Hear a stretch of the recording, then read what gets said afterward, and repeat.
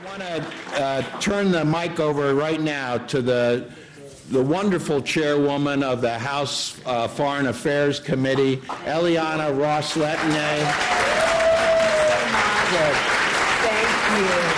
Thank you. Thank you so much for that warm applause. And for those of you who were not in our Foreign Affairs Committee today, that thanks to Judge Poe, he and I worked on a very good amendment to one of our Iran bills that we marked up, that we passed out of our committee today, that we hope will be soon on the floor of the House, and it deals with protection for the residents of Camp Ashraf. It once again, it restates our commitment. You know that we've signed accords, we've signed agreements to protect the residents of Camp Ashraf.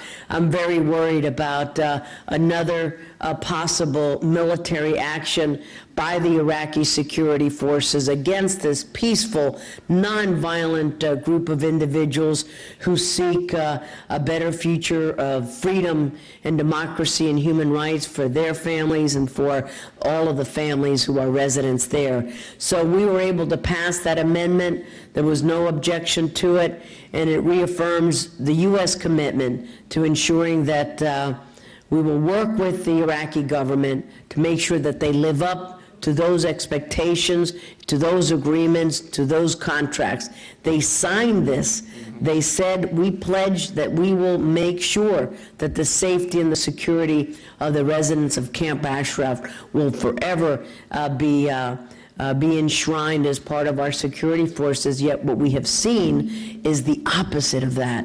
We have seen the military trucks rounding around Camp Ashraf, the music blaring, people not being allowed medical access, the slaughter of individuals not too long ago. And once again, Camp Ashraf is under siege because the Iraqi security forces believe that they can act with impunity because no one is there to hold them accountable. Well, I assure you, you have many members of Congress who understand you. I applaud you for your vigilance, for your way to encapsulate America's democracy, because you come up here every day in the halls of Congress and you're focused like a laser on this issue. And I want to congratulate you for everything that you've done, for helping to bring attention to this plight so that every member of Congress understands what the Camp Ashraf residents are undergoing. It is, they're subject to torture in many ways, psychological torture, where you have those statements being beamed to them all the time, and there's no peace and quiet. It is 24 hours where they're subjected to these propaganda messages and other hateful acts upon the residents of Camp Ashraf. So I thank you for really using the best of our democratic form of government, which is talking to the members of Congress, lobbying them, doing it at a grassroots level, and your work, your diligent hard work has had an impact. We have seen legislation being adopted as recently, as I said, as this morning with the amendment that Judge Poe and I worked on. So you are to be congratulated for making sure that members of Congress understand the plight of Camp Ashraf, and we will work very diligently with you and pressuring our State Department to do everything that they can to ensure that the Iraqi government lives up to its commitments, to its signed pledge to protect the residents of Camp Ashraf without exception. Muchísimas gracias. Thank you so very much.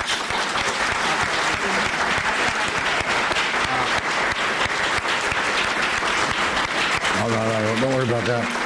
Listen, I have to tell you, nobody has to thank me or applaud me for doing the right thing, because that's what we're, in our lives, God has given us an opportunity to be on this planet and given us the choice of doing good things or bad things.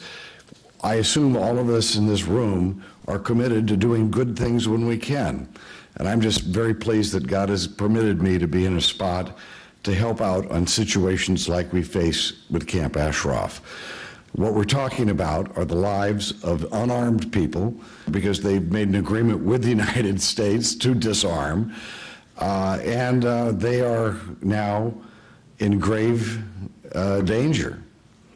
And we need to make a noise, all of us together. And I'm very pleased that we have heard from, of course, the chairman of the full committee, I understand, was just here with you. And you have a great deal of support, because this is not a political issue. This is a moral issue. And if there is another massacre at Camp Ashraf, those people who've been dragging their feet on this designation of the MEK as a terrorist organization will be responsible for the death of these innocent people. Those pulling the trigger may be the pro-Mullah or Iraqi soldiers who are sent in to do the dirty work. But those who will be guilty of this crime will be in the United States and are sitting over there in Foggy Bottom in their desks and being inactive at a point where we could save the lives of innocent people. If there's blood on the ground, that blood on the ground is there because of the inaction of our State Department, just as much as the action of what we would have to call the real terrorists, who are willing to murder unarmed people in Camp Ashraf, as we've already seen. It's up to us to make these points, be tough about it, be vocal, make sure that those people who are holding up this decision, including the Secretary of State, they are the ones who are going to be held accountable if there's a massacre. Let's pray there's not. Let's pray there's not. Let's pray that that threat is enough to get these people moving.